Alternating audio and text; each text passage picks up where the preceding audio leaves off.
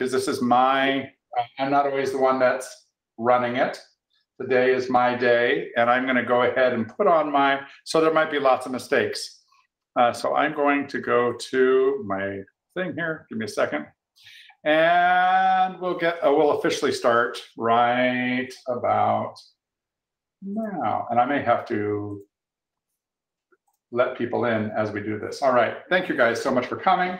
If this is your first time to a GEG Nevada, we are just a very informal, happy lot of Google nerds that meet once a month.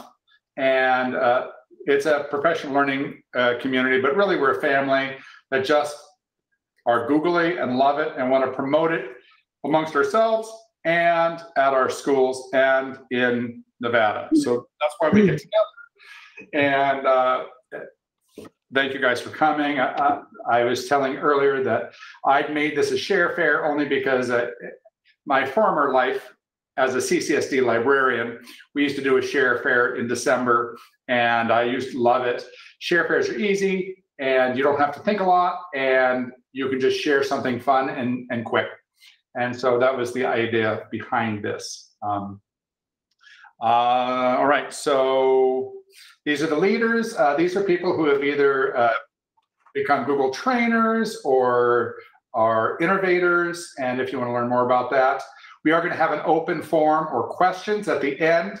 And honestly, these people are amazing. I'm happy to tag along with them. So I learned so much from them. Okay, so our norms for this meeting, I'm just letting people in, is keep yourself muted unless you're presenting, or if you have a question, and you can interrupt me anytime. I do not mind. Say you're going too fast or it doesn't look right, please interrupt me anytime you want.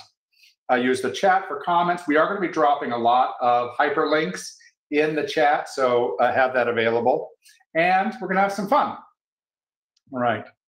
And again, thank you guys for showing up for me. So if you haven't, you should all be members of Google Group, but I want to encourage you to take this link that Dana and Robin, thank you, Dana and Robin, you can both drop in links. I love it. Take this and share it with your staff one day. You know, you can do it, if you can do it anonymously, that's great. However you want to do it with your reading teachers. Spread this around, because even if they never make this meeting, it'd be neat for them to have a place, a group of people, a forum that they could ask questions. That's really one of the benefits of the Google Group, is even if you don't come on the once a month, just ask any question and we will dive in. We try to beat each other out with the answer. So we would love for you to spread the word. And if you are becoming, or have become recently, certified level 1, certified level 2, if you have no idea what that is, we will definitely tell you at the end of this meeting, or a recent Google trainer or innovator, or want to know more about that. Our website, the GEG Nevada website, has that information, and we will tell you more than you want to know about those things. So go ahead and drop that in anytime. I already mentioned it, but we're really here just to spread the word of how useful this kind of Google universe can be for our teachers, our students, staff, administrators, and that's our mission. I'm not going to read it, and you'll have access to this slide deck as well. All right, really important for Google educator programs, the workspace. There's a department or team of people at Google that work just with educators, and they want to know there's GEG groups all across the world, and they want to know if we're meeting. And so we're going to drop in, somebody's going to drop in the attendance link, and just click on that link and just say that you came here. And this data just goes to Google to know, so they can fund the positions that work with educators. It's a small department, and it's important that we get good data for this. So we're going to have a fun activity. We're going to hear some awesome presentations. And if we have time, I'll do a little thing on Google Updates, and then we'll have an open forum. That's what we're going to do today. All right, so let's take 3 minutes to, they're going to drop the link in. go ahead and you can even try scanning that QR code. It didn't work on my phone last time, but I'm sure it works. It's awesome. Or you can click on the link in the chat and fill out that form so that we can, Google knows we're doing the right thing. Or what's her name? Dana, what is May. May's happy. May is the person in charge of all the trainers, and she is the coolest person ever. And I like to do it just for her. So she's really cool. All right. Oh, Benita, go ahead. I wanted to know, I'm getting mixed information about whether or not we can still use Google in elementary. That is a fantastic question. I'm going to I have my own answer, but I'm going to let Dana answer that because she is a current CCSE employee. Okay. The only one we're not supposed to use is Classroom. However, I found even Classroom is useful for some things because Classroom integrates with a lot of other tools. So they just want you to use Canvas as your overarching grade book, and not grade book, but you guys know what I'm saying, like online material for those students who are out because of COVID and stuff like that. They want you to use Canvas. But like I said, I find Classroom useful even if I'm not going to use it for what they think I'm going to use it for. It's way easier than Canvas. Canvas is cumbersome, no disrespect, but Google is way easier to use and it's more user friendly, and that's why I was asking. I'm not going to argue with that. You are preaching to the choir, I guarantee you. I'm like, and it's cheaper, it's easier. I mean, we could go on, but we want to be in compliance. But there's no reason why we can't use it. And again, like Dana said, there's no reason why we can't use Classroom. I think it's just safe not to be student facing. Well, I know there are principals that still use Classroom as a means of communicating with their staff. So there's lots of ways to use it. That doesn't necessarily mean it's going to be student facing or parent facing. I hope that, and you can ask more about that later if you want. Okay. That's a great question. All right. I don't know how this is something I wanted to do. I put together. I think it's going to be fun.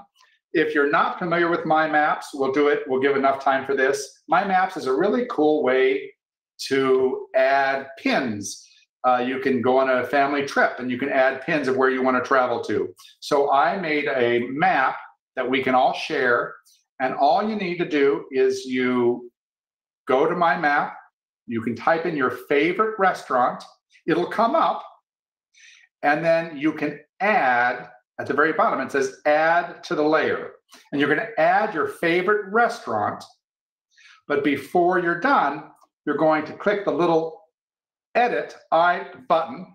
I'm actually just be showing you. It's kind of silly that I can't show you. Type in your favorite restaurant. I'm going to do Dana's already because she already did it. And when you find it, you are going to click the edit button, add your name at the end of the title. I'm just going to change your name here so I can do it. Save, and then before you're done, you're going to choose your favorite color and your favorite icon. So you'll see your, and of course, and Dana has any burger with bottomless fries. I would literally just say bottomless fries on that. So the last thing is, don't forget to refresh or reload the page so you can see the other pins that people have added. All right, this is great. So now we've got, so how do you say it? Untitled. Yeah, I've heard of that. Oh, and you don't have to do a different layer. All you have to do is add it to this one layer that's called Everyone's Pins Here. And I'll refresh it to see how we're coming along. So I'll put this slide back so you can see you're just favorite restaurant, add it, add your name at the end of the title, add your favorite dish in the description. And if you're brand new, to My Maps, you get to explore and play with it and get it. Choose a color and icon for your pin, and don't forget to refresh your page so that you can, or the map, reload the map, so that you can see everybody's pins. And you can click on their pin and you can see their favorite dish. And if you really are, you want to go for it, extra credit, you can add a photo, whether it's your photo or somebody else's photo of your favorite dish. So I'm going to go back and just take a look here. So, and you can have this so that you can always click on it and say, oh, okay, Scott's favorite thing is Italy. I love the variety of different fresh foods. Or this is the, I don't know if Dana, if that was the one you were going to, that's just the one that came up. So since you commandeered mine, I had to add a different one in. That's So great. if you refresh it, you'll see I added Yes. the golden steer. Oh, Which my gosh, okay. Has everyone been to the Golden Steer? It is like my No. favorite old Vegas restaurant. Be prepared to spend a dime. I love It's it. the purple one. It's just Just- like an old-fashioned steakhouse, like Oh, curved right. booths and stuff. Oh my gosh. Is it in Henderson? No, it is in the ghetto. So you take the 15 north Right to exit on Sahara, I love and it. it's at a little strip mall, and you drive into the parking lot, and you think you're going into the most ghetto restaurant in the world, and you go in, and it's really nice, and I love it. I love it. The It's where Cheesecake the Factory. oldies but goodies used to eat. They've got booths that have the different names of the different people who used to eat there. Oh, that's very cool. This is perfect. Yeah. And you know, this is a really fun, I think this would be a fun thing to do with your, I've not tried it with anybody else, but you do this with your staff, have them put down their favorite restaurants, and you learn a lot about some of the restaurants and a little bit about your staff too. What's this one? Oh, Metro Pizza. Oh, my wife. That was my wife's. What's this one? Oh, Rosetta. Somebody didn't put down the donut. What's the donut shop in? That's what I should do is put the donut Pink shop. Box? Yeah, over on in Henderson, yes. on Boulder Highway. Yes. Friendlies. Friendlies is the Friendlies donut is spot. amazing. Yes. I'm confused. Did Tracy put hers at the top, and then who's line 7? Is line 7 a restaurant, or Oh, I love it. is that a restaurant name? It's not. So somebody go in and just, if you click on it, then you can just click the little the edit icon and type the name of the restaurant. And the Cheesecake Factory, the person who put that in there, just click edit and add your name to the end of the title. I did, but I can do it again. Okay.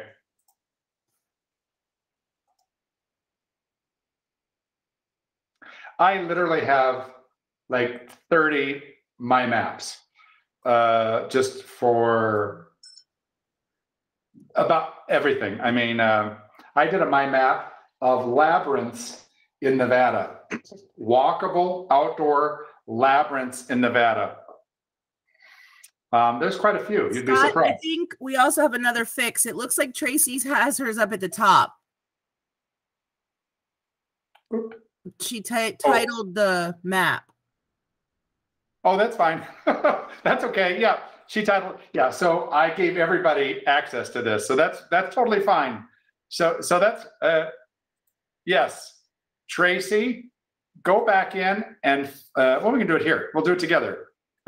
What's the name of the restaurant?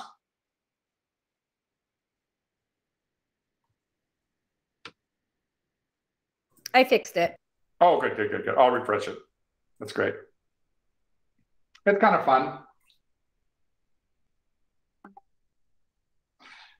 Yeah. Master Kim's. What is Master Kim's? That looks. Is that a Thai? It's Korean barbecue. Oh, where is it? That looks wonderful. There's one on Durango and near the 215, and there's another one in Town Square. I love it. Meat and more meat. That is fabulous. I love it. So cool. So fun. And I guess, you could do favorite park or whatever. No wonder mine was about food. All right. That was our meet and greet. Yeah, and keep this, if you want to eat any of these places, just keep that link. You're good to go. All right. Actually, I dropped a link Oh, to a Google Digital Applied lesson, which you guys, if you haven't used any of the Google Digital Applied lessons, they're phenomenal. Both me and Denise have used this one. This is the one where they have to make a mind map and they learn how to import it into a sheet and all that good stuff. It's a really good one. all right. So cool. I appreciate you guys. And we're going to open it up to the real experts here. All right. And I'm just going to let whoever's name I say is going to just present. And you have a willing audience in front of you. And we have Heidi L. is going to share with us. And Hi. Heidi, Yes. Hello. I'm Heidi Lovell. I'm from the Costume Academy. I teach first grade. So this is kind of a funny experience why I'm showing you guys this. You probably have seen it before, but I had a couple kids go distance recently, and I was teaching online where they could see me, and I was writing on the board. And then one of the kids chimed in and said, "Hey, I can't see what you're writing." And then I pulled out Web Paint. If you've never seen it before, it's an extension, and you can go in and you can draw on stuff. So like, let me see if I can pull up something like a document or something that I could write on. And the cool thing is my kids here in class could still see it on the board, where my kids at home could see it too. So the kids thought it was the coolest thing because the kids here at home could see me writing.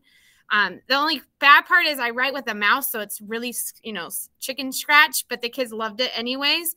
And then the kids at the school, they thought it was magic because they're like, the board's writing and you're not even by the board. How is that happening? Again, I teach first grade, so they just believe that it's like magical that I'm like writing it with my mouse. But I find that it's a really cool tool. I used it a lot at home last year when we were distance. And now that we're, obviously not, I haven't really pulled it up until one of my kids asked for, hey, I can't see what's on your board. So I'll just pull up one of our math worksheets that we did today. And it's just a really cool tool. You can adjust the size. Once I share, just give me 1 second.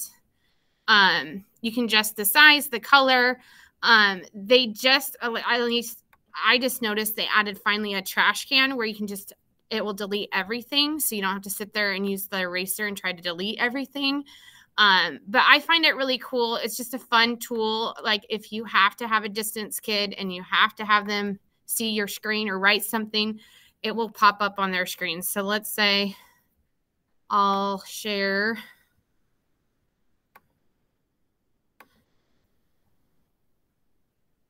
Share a lesson here for math, and then I'll show you how you can write on it. But I just found that it kind of made me laugh because I'm like, oh yeah, I used this at distance all last year and now I'm using it again. So, like this is like a math review that you guys are seeing. And you just go into Web Paint. It's just an extension. And then as you can see, when I start drawing, you guys will be able to see it. You can change the color, and then there's a trash can. You can delete it so that it will delete. You can change the size. So let's say you want it a little bit not so big. There is a size thing. You can change the transparency. There's shapes. There's the eraser. There's a dropper if you have like a special color, like your favorite color. I just choose whatever color that I'm in the mood for. And the kids at home really like it because they feel like they can see you writing. And the kids at my class, they think it's cool because they think it's just magically showing up on the board. And then when I erase it, they're just like, it went away, So it's just an extension you can get added on. It's called Web Paint. But that's what I wanted to share. It's just something cool that if you have some distance kids, something you need it. So Yes, I use it for my envisions. That's what happened was I was writing on the board and the kid was like, hello, I see the math lesson, but I don't see your writing. And so then I put it on and then all the kids are like, wait a minute, how did that come out? Like they thought it was magic and it's just me. The only bad part is you have to use your mouse. So, practice before you do it. Sometimes I write really slow and the kids are like, are you ever going to get there? But it's you just have to write with your mouse. But it's good if you have distance kids because you never know what happens if you have distant kids. So, but that's just what I wanted to share tonight. It's just a free extension that you can add on. Heidi, thank you so much. And if one of my Googly friends would drop maybe a link, that's a Chrome extension. Maybe one of my Googly friends will drop that extension in the chat for us. Sorry, I didn't have that part. But we'll yes, it is a Google extension. Yes. That's awesome. And you can add it on. And like I said, if you run across distant kids, you can at least use it to write on. So I don't know. I don't see Susie. Do we have a Susie Ritchie here? Susie? All right. Wah, wah. No gift card for you, Susie. All right. Melody Weasley. Melody? Any Melody? Oh, wah, wah. All right. Thomas Borden. Now, if somebody wants to present, they can have the gift card, even if you just logged in. Anybody? All right. I will try, but I'll try. Yeah, please do. Okay, I'll try to present. Lord, I haven't done this in so long. I haven't done it in a long time. Remind me. We will totally help you. At the bottom, next to the hand, is the little up arrow, and that's going to help you show what's on your screen. So your entire screen. You can do a window or a tab. I'm doing it now. All right. Yeah. Share, and I'm going to go to Savis. I love it. Yay. That's great. Okay, I'm going to go to Savis. All right. I wanted to share something with the elementary teachers since elementary teachers are having to utilize the Savis screen through Clever. And can you all see my screen by any chance? We do. Yep. Yay, you can see it. One of the little tidbits I wanted to show was the quick check. One of the quick check quizzes is kind of like it's a formative assessment. I really like this because I can view right away which kids have not started their assignments. And this is actually within real time, and who's currently in their assignment but hasn't finished it, and who has, I can see right away where their scores are and who I need to work with right away. And I like it because I can print this out. It automatically grades it. A lot of teachers are, spending a lot of time grading things when Savis grades it for you, which would help a lot of the students. If students are struggling, I can reassign the assessment and know exactly which student I gave it to on what day in the calendar. I kind of like that as well. And I can group them according to, I can group them according to the data that I have received on their assignments based on what I have assigned them. And I can see as a class what they've mastered and what they haven't mastered. So that's kind of what I wanted to share. That little piece I wanted to share with all of you. I love it. Is it every elementary? Is it just K-5 or does it go up higher? I'm not sure, but I know for sure K-5 we're doing Envisions math as a district, and it's good because you can have the data right there and you can see right away, how they're doing as a class and who mastered the specific standard. I can see which ones I need, like these, I can see in the red, I need to reteach. And these are the ones that I know they mastered the skill. You know what I'm saying? Depending on what lesson I taught. So I like that. And how do you feel? So I feel like I'm interviewing you. That's okay. Do you feel like it's making a difference? Not just looking at the numbers. Do you think the kids are? Do you feel like the kids are getting it? I feel that the Common Core, I wish we would learn it the way I learned it, where they learned, where they mastered one way well. Because what's for our kids, because I teach at a Title I school, them learning 4 or 5 different ways, it's confusing for some of them, and they just don't get it. And I've had to modify a lot of my lessons, but they are growing, they are getting it, but just not as a Envisions is really designed for kids that are already mastering that. They're already there. They're already on grade level. It's not really geared towards kids that are struggling. So that's the issue I have with I like the Envision. I like the whole program, but I wish they would focus on a program where the kids were learning one skill and learning it well. Instead of trying to get them through 3 or 4 different strategies that it's hard for them. Yeah. That's what I've experienced. It's hard for them. I tell you, I keep thinking that phrase, one size does not fit all sometimes. And it doesn't. That's why I like that book, Gardner, with the multiple intelligence. Yes. Everybody doesn't learn the same way. Yes. Okay. Thank you. Thank you for letting me share. I actually did it. I'm excited. You did great. That was great. Thank you so much, Benita. Wonderful. And it's nice to meet you too.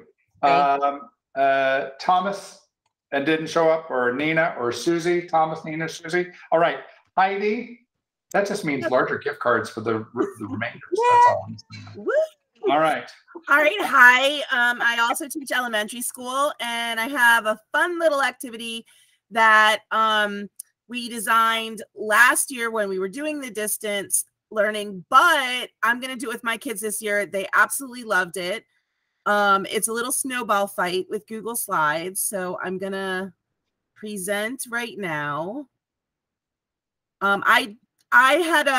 were departmentalized last year. So I taught ELA and my partner taught math. So you'll see both of us. Let me know when you can see my screen. You're good. Okay. So we called this Find the Teachers. Another set of teachers used it and did Find the Elves, and they had themselves dressed in their little Bitmoji elf outfits, but we decided to put different outfits on us. So that was my partner there and myself. And I'm going to go through what the slides are, and then I'll show you the presentation. So basically we start out with, the sneaky teachers are hiding. Can you find them? And the next slide has where the students call out a snowball. And in the presentation, it pops up with whether or not they actually find us in the snowball. And what you'll notice here is that each snowball is connected to another slide in the presentation. So like snowball number 1 is connected to slide 4, which means, as you can see, they didn't find us. If they select slide 4, that's connected to slide, or if they if they select snowball 4, it's connected to slide 5, which also means that they miss. But when they get one that hits, for example, this one is connected to slide 6, then coming on the screen, it says, "Yay, you found me." That's great. And since we did it for if you were a teacher by yourself, you would obviously take out the second "Yay, you found me" slide. But we wanted them finding it. It gets a little complicated when there's 2 teachers because you have to really know where to click in the presentation, or you wind up at the end accidentally. I found that out. But so we had one for them finding each of us, and then at the very when they find one of us, it says "Great job." And then you click on the snowball for the teacher they didn't find, and it takes you back to the teacher they still need to find slide, so they can find both of us. And the very end, once they found both of us, when we click on, where was it? When we click on the whole picture, it takes us to the last slide, which wishes them Wonderful. happy holidays. So great. So now I'm going to actually attempt to remember how I did this. So I'm going to present, I think. Yep. Slideshow. All right. So here we go. Oh, well, whoops. I have to get it off of the. I have to put it back at the beginning. All right. Here we go. All right. So here we have our slide. We move on to the next one. Let's say one of the students picked. I'm going to go right to what? 7? 7. Okay. Try again. Oh. And then, oops, see, that's what happens. If I even move my mouse slightly, it takes me to the wrong slide. But so you kind of get the idea. You have to click in the right spot. So then we'd click here and it goes to the see you next year. You have to Cool. in exactly the right spot though for it to go back. It's easier if there's one teacher. But anyway, if anyone actually would like, let me stop sharing now and come back to you guys. If anyone would like that and you want to tailor it to yourselves, I can do a share. I can share it with you all. And so just let me know. Yeah. You want people to email you? Should I just go ahead and should I just go ahead and get the share link and then people can just make sure it's view only. And then they can make a copy of it. Right. Okay. So let me see. That'd be cool. I love it, Heidi. Very cool. Right now it is not view only. So if I copy the link, that means. Do you want to share your screen and we can go through what settings need to be on? Yeah, hold on. Let me get out of here. Blah, blah, blah. All right. Let me share my screen again. Hold on. I'm coming back to you all. All right, Matt, you're going to be up next. All right. Can you guys see me again? Yep. Click the share button. And it says only people added can open this link. So okay. You don't want to add us all, but if you click the share with Clark County School District, anybody inside Clark County School District can view it, or you can change it to anyone on the web can view it, but you don't want to change it off of viewer because otherwise people can. Yeah, I would just make anybody can view it. That way they can just make a copy of it. Right. All right, so we just keep it as viewer. Correct. But pull it because we're not all from Clark County. So pull anyone with a link can view it, and then they can just make a copy of it. All righty. Yep. There we go. So now do you guys know how to force a copy? That's always a great trick. Matt does. Go ahead, drop it in the link, and then we'll show you how to actually change it to force a copy, and it's a perfect way to share. So if you want to drop that in the chat, we'll show you how to manipulate it. So that's great. Yes, I would like to know. Right. So copy. Dana, I'm not guaranteed you're going to get a gift card, but you're up next. If you share that, Matt, is it okay if she? Well, why doesn't Matt show us? Do you want to do it? Oh, good. Yeah, I can show you really quick. That'd be great. We'll give him double dirty. Grab a new tab here really quick, and then I'm gonna grab your. All right. Do I need to stop sharing? Yeah. Yes. That would be awesome. Thank you so much for that. And click done also. All right. Awesome, Heidi. Thank you so much. Absolutely. Right. I'm anxious to see how to force the copy. All right. You guys see my screen okay? Yeah. Cool. All right. So I just copied your link, Heidi. Okay. I'm going to Control V it into my browser right there. So there's your link. If I hit enter on that, it's going to send me to your whole thing. Normally a student would have to go up to file, make a copy, that whole jazz. But if we want to do a force copy, same thing, it's Control V. Right here at the end, there's 4 letters that say edit. If we change that to copy instead, this forces a copy. So if I hit enter, this is what students will see. Oh, like that. And that's good on any document, right, Matt? So as far as I know, docs, forms, sheets, and slides, and drawings. Yep. Fantastic, Matt. Take a minute and just tell us where what district you're part of, and that you're also a GEG leader for your area. Yeah, how I found my way to GEG Nevada for a minute. First of all, thanks for having me, folks, and Scott and Danny and the rest of the leadership team. I'm happy to be here, and I won't take up your entire evening with my background, but my name is Matt Winters. I'm a ELA teacher, formerly ELA teacher from Ogden area of Utah, just north of Salt Lake City. I taught college English and then 9th grade and 8th grade creative writing in English and yearbook. And now I work for Utah Education Network as a statewide trainer. I was actually just a little bit outside of Las Vegas in St. George just about 4 days ago. So could have thrown a rock really, really hard maybe and gotten halfway there. So what my day job is that I work with teachers around the state, teach classes, those sorts of things. But also I'm the GEG Utah co-leader with Kelly Cannon, and I just wanted to share this with you guys. Some Intermountain West holiday cheer, if you will. This is our GEG Utah website, and we just launched this today. It's called Holiday Gift Guide, and I'll drop this link in the chat as well. We've decided to put together, instead of a monthly meetup, just a ton of lesson plans and curated materials around Google to share with y'all. So if you're interested, you can jump on here and grab some professional development material or some free lesson plans as well.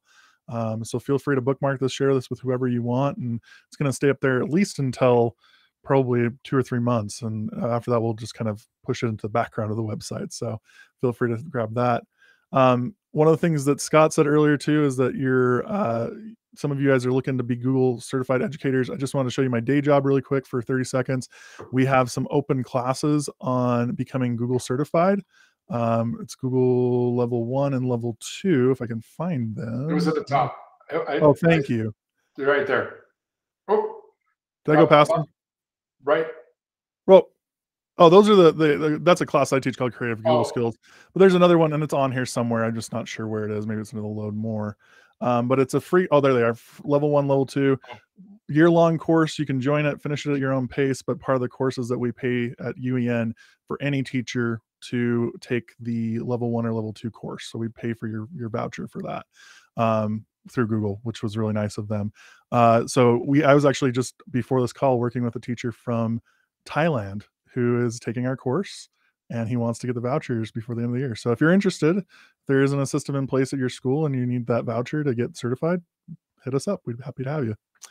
All right, with that said, I'm going to show you my trick today. My presentation. Scott saw this on Tuesday, and he said he had never seen it before. So I felt like, yes, maybe I got something cool here. So first thing, I'm going to show you 2 tricks. The first one is one of my favorite ones, which is if you use the URL forms.new, try that out really quick on your computer if you're logged into your Google account. It starts a brand new Google form, and that works for Google Docs, Google Sheets, and Google Slides. So if you want to mystify your students, type in doc.new or docs.new, and you'll get a brand new one without having to go through your drive, which is super fun.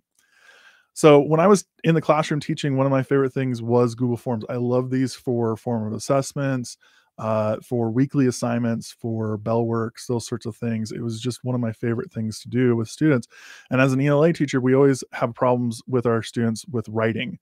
So if you've ever assigned students to do writing and you're like, I need you to write 3 to 5 sentences or like 150 words, you inevitably know that there's going to be one student in the class that gloriously writes so much more than what you're looking for, but then there's 20 students that write less.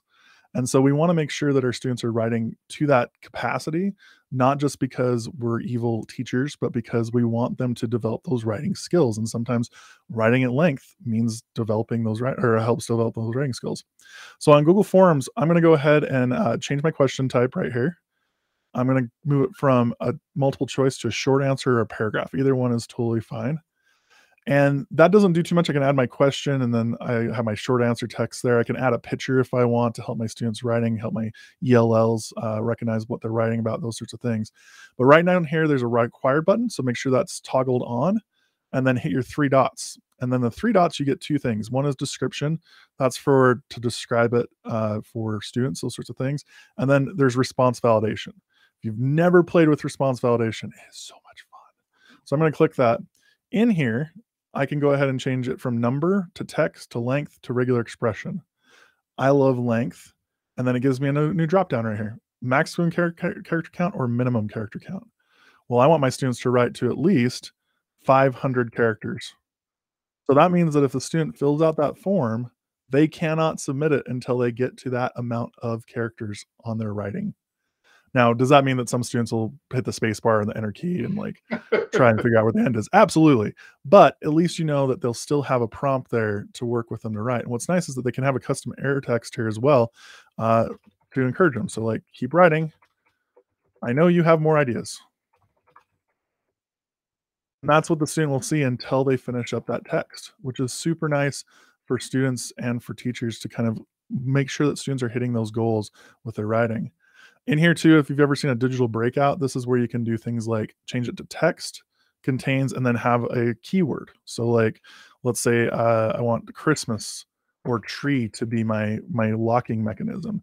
So until a student writes in tree to this question, they can't get on to the next section of the quiz or the next section of the digital breakout. So really powerful tool there. Again, in your drop down, 3 dots, description, then down to response validation, and it gives you this extra menu here that is just so useful. And it's on a lot of different types of questions. So we have the short answer and paragraph, but then also things like check boxes get response validation too that you can work with. And then I think multiple choice. Oh, no, that just gives you go to section based on answers. So lots of really cool stuff there. Hopefully that sparks you to do something really interesting with your students and maybe encourage them to do some more quality writing rather than just the minimum quality writing that we're looking for as students. Awesome. Thanks. That is awesome, Matt. And correct me if I'm wrong, really no real way that kids are going to lose their content. As long as they're logged in, it's always going to save that document when they come back the next day or the next week or the next month. Yeah, that's actually a new thing in Google. So back when I was in the classroom, I had to have my students like save it over to like Keep or Docs or whatever. But now they've added a feature that if a student closes a form and then they're only halfway filled, it automatically saves their information and saves it for the next time they log in. I think it's up to 30 days. So it's quite a while, which is just incredibly awesome for so many teachers, because then that student doesn't lose that work and get frustrated and angry at you. It's just, you know, it's there, it's ready to go. I love it, especially if you're doing essays for midterms or final exams, you know, or they started at home and continue it at school. So thank you, Matt. That is awesome. All right. Did any of our missing peeps show up? Anybody? All right. I'm going to just show my little 5-minute. This is on we have a YouTube channel, and this is just the updates. And then we'll just have open questions after that. Give me a thumbs up if that sounds good. All right. So if you cannot see the video or I don't do it correctly, please speak up, because I'm known to make many mistakes. All right. Oop, wait, hold on. Let's sit here. All right. So yeah, it's about 5 minutes, but there's some fun stuff on here. Oh. I'm not seeing, or it's not giving me the option. Oh, there we go. Gotcha. All right.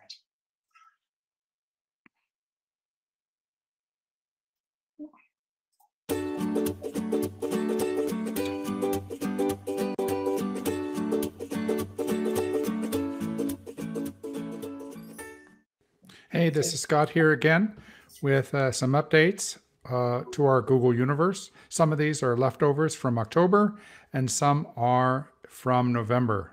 All right, starting out with this kind of cool little addition to the Google Calendar event. You can go ahead down in the description area and click Create Meeting Notes, and it automatically creates a Google Doc that you and the other meeting attendees can share and always have access to right inside of the calendar event. Really cool way to just do meeting notes, but not have to send separate links out to people. I really like this. You've probably seen some of these Google's AR. You simply do a Google search, and down in the search results, you'll see something that says 3D or AR, and Google has added some Swedish endangered animals, which is nice. They have sounds and movement, and they're easier to use in your environment.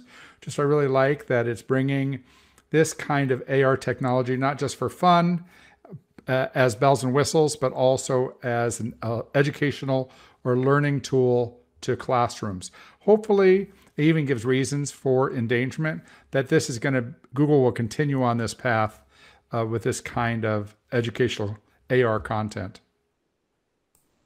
I don't know if you've seen this, but this is amazing. If you have, you already know about it. But inside of arts and culture, which just keeps getting better and better, they have these galleries. Here's a gallery that's a Vermeer gallery. It's a virtual gallery that houses all 36 paintings by Vermeer together in one location, which will never happen in real life. But you just click on any and you can sit there and see all of Vermeer's paintings all in one place using your mobile device or Chromebook or any device really. It's just kind of a cool way to explore all the content that you would never see all together in one place. Google's announced that the Chrome apps will be available on Chrome Enterprise until 2025. They said that they were going to kind of end this. These are really just shortcuts to these apps. They call them apps, but they're really not apps. They're really just shortcuts. You can see on my Windows device here, if I click on Windows, the apps in the web store, the apps are already gone from this part of the web store.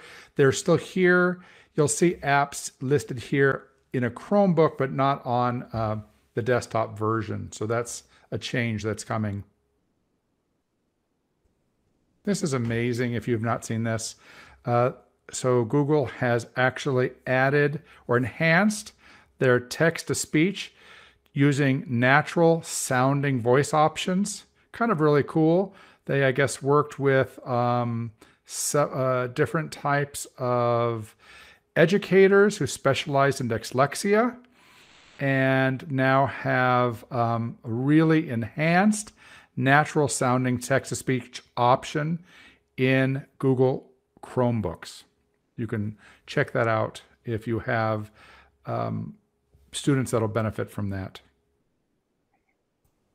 This is kind of fun if you haven't seen it. Take pictures of your dog and Google search will find fine art that matches your pet. Kind of fun, nonsensical. I like this when I saw it. They've enabled users to block other users in Google Drive. I know sometimes we had students who were working with other students or paired with other students that were messing with their documents in Google Drive, even though that was not what they were supposed to be doing. So this kind of helps that. Google is continuing to add, what do they call them? Immersive backgrounds. I kind of like these in Google Meet. What's coming down the line is the ability to add file approvals. And so if you have a document that needs official approvals, maybe you work for a nonprofit or your administration needs to check out all the a grant that is being written, and you can have approval request and set different levels of approvals for documents that are really critical. Google has added this, they're called people chips, or I call them person chips. They've added this ability in Google Docs, and then pull a name from your list of contacts, but they're adding that to, this is rolling out to Sheets, where you can go ahead and have people chips added or smart chips added to a Google Sheet. So Google Meet is now up to 500. You can have, with Enterprise, you can have 500 people in a Google Meet if you're doing a workshop. I really like this. So much like you can have these modifiers or what they call search chips in your Gmail, they're now going to roll out having these search chips, they call them, in your Google Drive to make searching easier for the end user. And that is it. Thanks. All right. I hope somebody, I always ask Christia, was there anything in that update that you did not know ahead of time? Yeah, I didn't know about the pet portraits. Sorry, say that again. I didn't know about the arts and all right, arts and cultural pets. Listen, if I can impress Christia, I have, and Dana and Robin has made my day, so that's good, and Jennifer too. All right, that's it. We are really just at the last thing, which is just kind of an open forum. That's our whole deal. Anybody have any questions? Thank you for all the presenters. Not a question, but I want to, I think that the kids have now figured out a way to take that text to speech. We've been doing map testing this week, and some of our students, we noticed, because we didn't set accommodations for them on the map, but we found 2 students who are highlighting the text in the map test and using the text to speech to play their reading test. So they're hearing it. It's being read to them. Is that a, I mean, it's a reading test. They're not, they're not supposed to have, yes. The only way they're supposed to get the accommodations is if we set them in the test, and we couldn't figure it out because none of us gave them the accommodations, and yet we heard the sound and we're like, how is this happening?